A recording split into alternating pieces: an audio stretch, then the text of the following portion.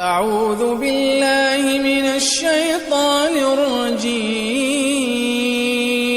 بسم الله الرحمن الرحيم.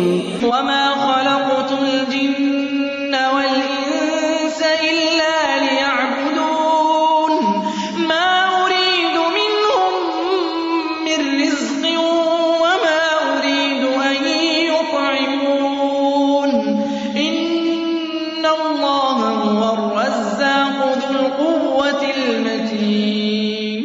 شیخ خدمت ہے شرح کتاب التوحید لفضیلۃ الشیخ عبداللہ ناصر رحمانی حافظہ اللہ. إن الحمد لله نحمده ونستعينه ونستغفره ونعوذ بالله من شرور أنفسنا ومن سيئات أعمالنا من يهده الله فلا مضل له ومن يضلل فلا هادي له وأشهد أن لا إله إلا الله وحده لا شريك له وأشهد أن محمدا عبده ورسوله.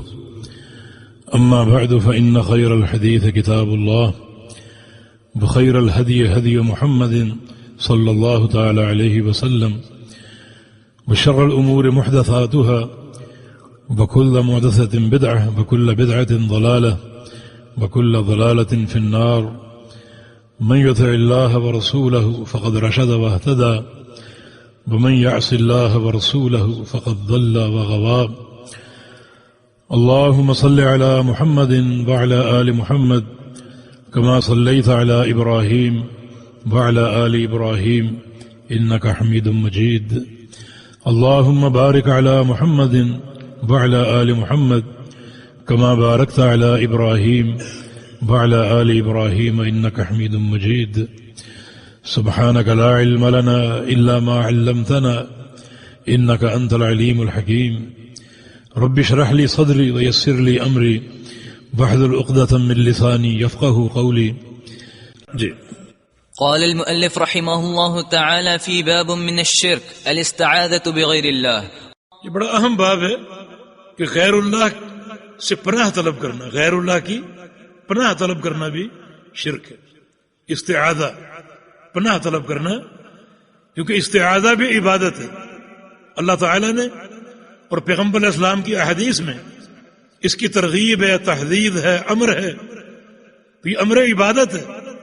استعاذہ کا معنی پناہ طلب کرنا، یعنی آپ کو اپنی کسی کمزوری کا علم ہے، کسی خطرے کا علم ہے، کسی نقصان کا علم ہے، اس سے بچاؤ کے لیے آپ پناہ طلب کریں کسی ایسی ذات سے جو آپ کو پناہ دینے پر قادر، اور قادر صرف ایک ہی ذات، اللہ تعالیٰ کی ذات. اللہ تعالیٰ کے علاوہ کوئی پناہ دینے پر قادر نہیں. ہاں بعض دنیاوی اسباب ایسے ہیں کہ دنیاوی اسباب میں آپ پناہ طلب کرتے ہیں، وہ شرک نہیں ہے.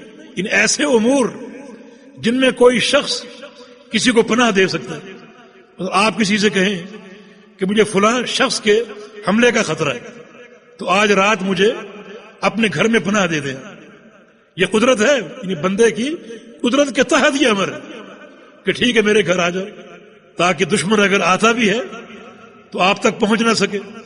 تو اس قسم کے امور جو تحت القدرہ ہیں ان میں پناہ دوسروں سے لی جا سکتی ہے.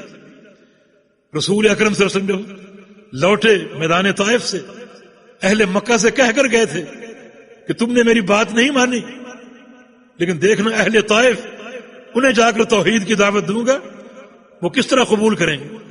چلے گئے اور جا کر ان کو دعوت دی. پھر طائف والوں نے کیا سلوک کیا وہ آپ جانتے ہیں، پتھروں سے لہو لہان کر دیا اور آپ بے ہوش ہو کر گر گئے. اور پھر واپس آپ آئے، تقریباً 1 ہفتہ وہاں قیام کیا اور بار بار پتھراؤں کا سامنا ہوا اور اہل طائف نے بری طرح آپ کو رد کر دیا. اللہ تعالیٰ کی حکمت اور اس کی منشا. آپ سے کہا بھی گیا کہ بد دعا کر دیں، اطبقین کے مابین اس قوم کو پیس کے رکھ دیں. فرمایا کہ نہیں، میں بد دعا نہیں کروں گا.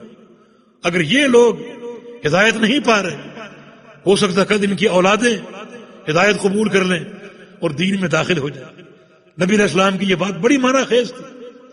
اس قوم کے کئی لوگ بعد میں اسلام لائے، اللہ کے نبی صلی اللہ علیہ وسلم کے دور میں بھی لائے، ان کی اولادیں اسلام لائی اور بڑے بڑے تاریخی کارنامے انجام دیے. میں ایک ہی شخصیت کا نام لیتا ہوں اور میں سمجھتا ہوں کہ ہمارا اسلام قبول کرنا شاید اسی شخصیت کا رہین منت ہو، اسی کی کوشش کا جو ہے وہ عمل دخل ہو۔ اس شخصیت کا نام محمد ابن قاسم رحمہ اللہ، فاتح سندھ، فاتح ملتان، ہماری سرزمین کا وہ فاتح تھا۔ اس نے ہندو غرور کو توڑا، راجہ طاہر کے غرور کو توڑا، اور پھر وہاں اسلام قائم کیا، اور پھر یہ بلد اسلام بن گیا، اور ہندو مت وہاں سے ختم ہوا اور بلد اسلام بن گیا، اور پھر اب تک وہاں اسلام قائم ہے۔ تو یہ اللہ تعالیٰ کی توفیق اور اس کے فضل کے بعد اس شخصیت کی جہود اور محنت کا نتیجہ ہو سکتا ہے۔ تو نبی علیہ السلام کی اس دعا میں کتنی حکمت ہے اور اس بات میں کتنی حکمت ہے۔ تو بہر کیف جب آپ واپس لوٹے مکہ مکرمہ بڑے بوجھل قدموں کے ساتھ، تو آپ صلی اللہ علیہ وسلم نے اپنا نمائندہ بھیجا ایک مشرک کے پاس اور کہا کہ میں مکہ آنا چاہتا ہوں اور مجھے کفار کی بدسلوکی کا خطرہ ہے کہ وہ بڑے دلیر ہو چکے ہوں گے، بدسلوکی کا خطرہ ہے، تو میں مکہ آنا چاہتا ہوں اس طرح کہ تم ہمارا خیال کرو گے، تمہاری جوار میں مکہ آنا چاہتا ہوں۔ تو اس نے پناہ دے دی، اپنی جوار اس نے دے دی۔ یہ مطعم بن عدی اسلام قبول نہیں کر سکا، آگے اللہ نے اس کے بیٹے کو اسلام قبول کرنے کی توفیق دے دی، جبیر بن مطعم رضی اللہ عنہ کو، مگر یہ اسلام قبول نہیں کر سکا۔ جن امور میں مخلوق پناہ دینے پر قادر ہے اس میں کوئی حرج نہیں پناہ طلب کرنے میں، لیکن جن امور میں صرف اللہ تعالیٰ ہی پناہ دینے پر قادر ہے، اللہ تعالیٰ ہی سے پناہ طلب کرنی چاہیے، اور یہ عبادت ہے، امر عبادت۔ غیر اللہ سے پناہ طلب کرنا شرک ہو۔ وتعاونوا على البر والتقوى ولا تعاونوا على الإثم والعدوان واتقوا الله إن الله شديد العقاب۔